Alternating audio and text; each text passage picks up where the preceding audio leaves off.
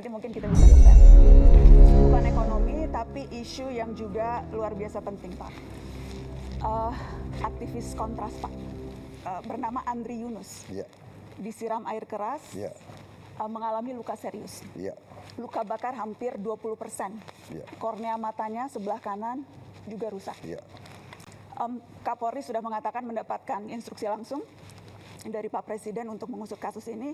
Dan saya juga ingin mengutip Menteri Koordinator Hukum, Menteri Bapak Pak Yusril, Komnas HAM, Komisi 3 DPR, semuanya menilai ini bukan sekedar tindak kriminal Pak Presiden, tetapi ini serangan terhadap demokrasi, serangan terhadap pembela HAM. Saya ingin tahu posisi Bapak, apakah setuju dengan penilaian itu, Pak? Ya pastilah. Ini terorisme, iya kan? Tindakan biadab, harus kita kejar, harus kita usut. Harus kita usut. Sampai ke bukan hanya pelaku lapangan, tapi apakah siapa yang nyuruh, siapa yang nyuruh, siapa yang bayar. Termasuk apabila ternyata yang melakukan itu aparat negara, Pak? Ya jelas dong. Yang berseragam. Tidak akan dilindungi, tidak akan ada impunitas. Tidak akan.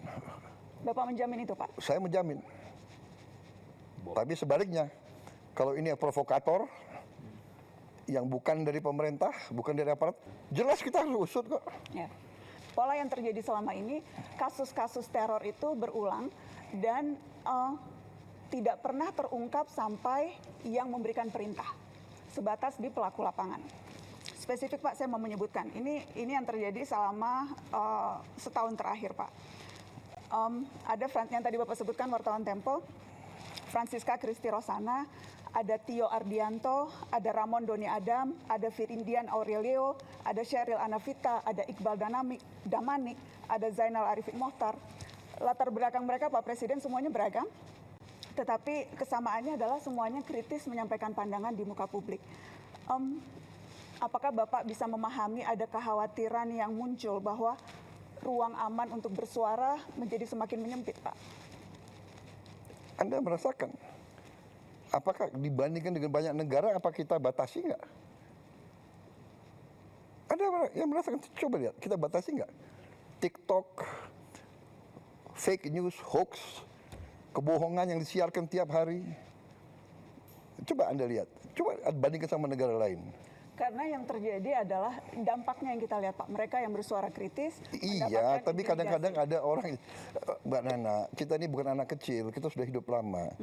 Kadang-kadang kan ada peristiwa yang justru dibuat seolah, Anda ngerti ya, itu namanya provokasi. Itu ada di buku Mbak Nana, ada di buku intelligence, ada itu. Itu namanya false flag operation. Iya kan? Melakukan aksi teror seolah yang lakukan orang Palestina, tapi yang lakukan bukan orang Palestina, yang lakukan Mossad, itu terjadi. Sebetulnya Anda paham ya? Ya. Jadi sama juga ini. Ini mau mengarah bahwa rezim kita otoriter. Sebetulnya spekulasi-spekulasi itu muncul karena ketidakadaan jawaban Pak Presiden. Jadi kerap kali kasus-kasus yang terjadi ini berhenti begitu saja, tidak terselesaikan, sehingga kemudian muncullah begitu persepsi publik bahwa wah, kalau ini tidak selesai berarti ini ada unsur negara yang bermain dan sebagainya. Karena, saya tidak ada jawaban, maka kemudian saya ingin menjamin, saya ingin membangun Indonesia yang beradab, ya. Itu cita-cita saya. Saya ingin membangun pemerintah yang bersih. Saya ingin punya polisi yang bersih, jaksa yang bersih, intelligence yang bersih. Anda tahu, saya mau tanya sekali lagi ya, saya ini korban juga. Tapi saya itu berpikir yang besar, concern rakyat, pangan, energi, benar nggak? Dengan perang, harga pangan bisa naik. Tapi saya mau tanya, ini bulan Ramadan, harga pangan terkendali atau tidak? You know, I think we are doing a good job. Jadi percayalah, saya tidak akan mengizinkan hal-hal seperti itu terjadi. itu yang ingin kami dengar Pak. Iya. Percayalah, saya dipilih oleh rakyat untuk membela rakyat. Tapi kita waspada. Saya minta diusut benar. Ya.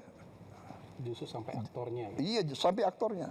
Saya rasa pernyataan Pak Presiden sudah boleh soal yang itu ya. Dan berarti Bapak tadi bicara secara tegas tidak boleh ada warga yang diintimidasi, yang diteror karena mengkritik pemerintah. Tidak boleh. Jaminan langsung dari Presiden Republik Indonesia.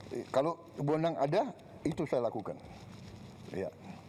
Bapak, apakah memberikan tenggat waktu ke Kapolri, Pak, untuk pengusutan kasus ini?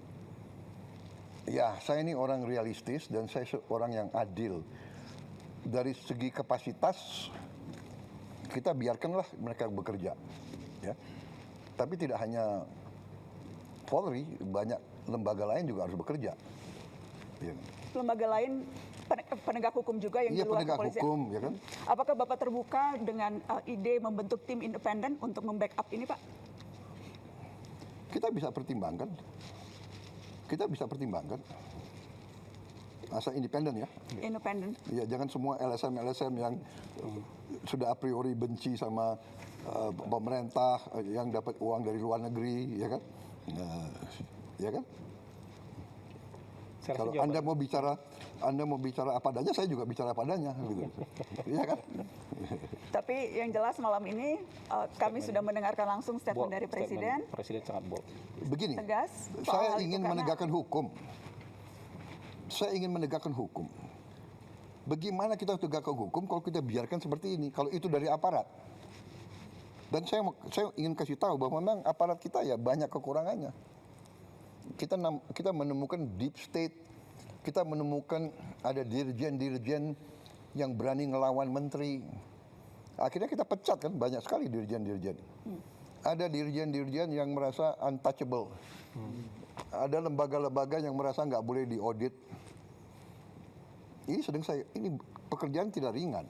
Tapi kan saya tidak mau sedikit-sedikit mengeluh atau sedikit-sedikit mencari simpati rakyat. Ya ini pekerjaan saya dilantik untuk itu, saya bersihkan.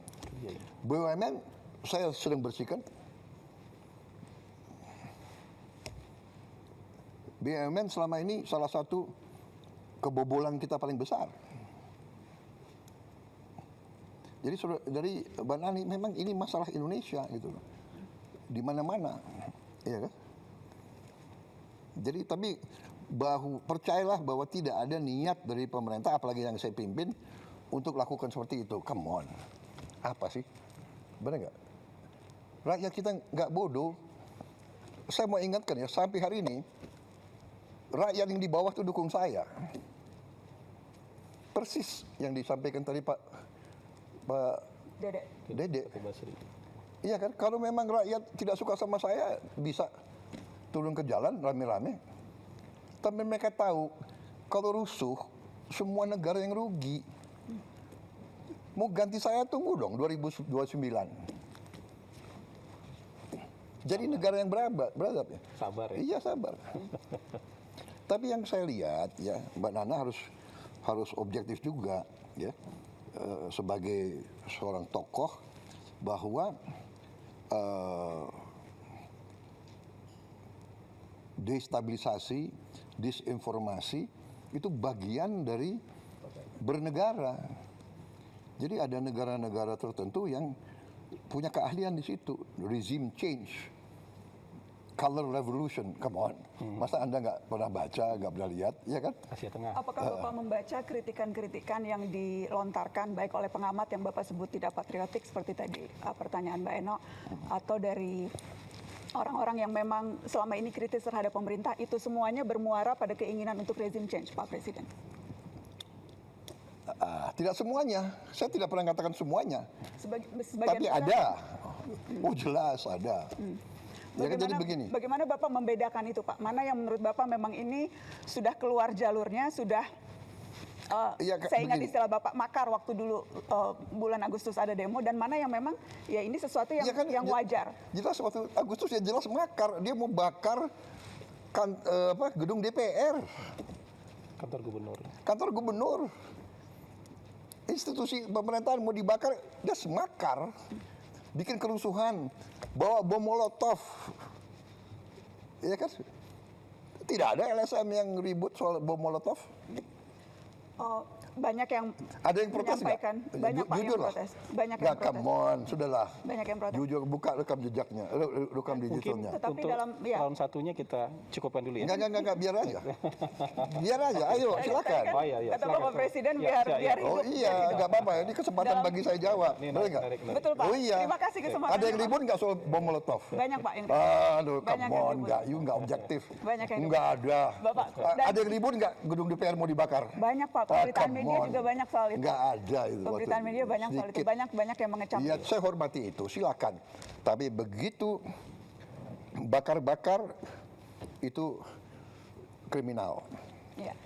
Tapi kenyataannya Pak, ratusan yang ditangkap kemarin itu kebanyakan justru mahasiswa. Ada satu penelitian yang menyebut terbesar sejak zaman reformasi penangkapan yang terjadi pada mahasiswa dan aktivis Pak. Tetapi provokatornya atau siapapun yang bertanggung jawab, aktor yang menyuruh dan sebagainya itu tidak pernah terungkap, alih-alih dibawa ke pengadilan Pak Presiden. Ya itu tantangan kita harus cari. Saya baru menjabat berapa tahun? 1,5 tahun. 1,5. Masih ada waktu untuk saya membuktikan? Kami tunggu pembuktian itu Pak Presiden. Kami tunggu pembuktian itu. Iya. Hah? Jumlah koruptor yang saya tangkap berapa? Come on, ya kan? Percaya, saya sumpah untuk membela rakyat saya. Saya pertaruhkan jiwa saya berkali-kali. Saya tidak rela, saya tinggalkan negara ini nanti pada saat saya dipanggil Tuhan, saya tidak rela ini jatuh ke tangan maling-maling, bandit-bandit. Saya tidak rela. Baik, Pak Nanang, cukup dulu. Sebetulnya masih ingin panjang, cuma masih banyak Round 2 ya, lain. nanti round 2 ya. Karena masih ada Bang Bosman Mardigu yang belum kebagian. Saya mau menjawab itu dengan sangat gamblang. Oh, sangat gampang. Saya senang. Terima kasih, Apa Bapak. saja. Ya.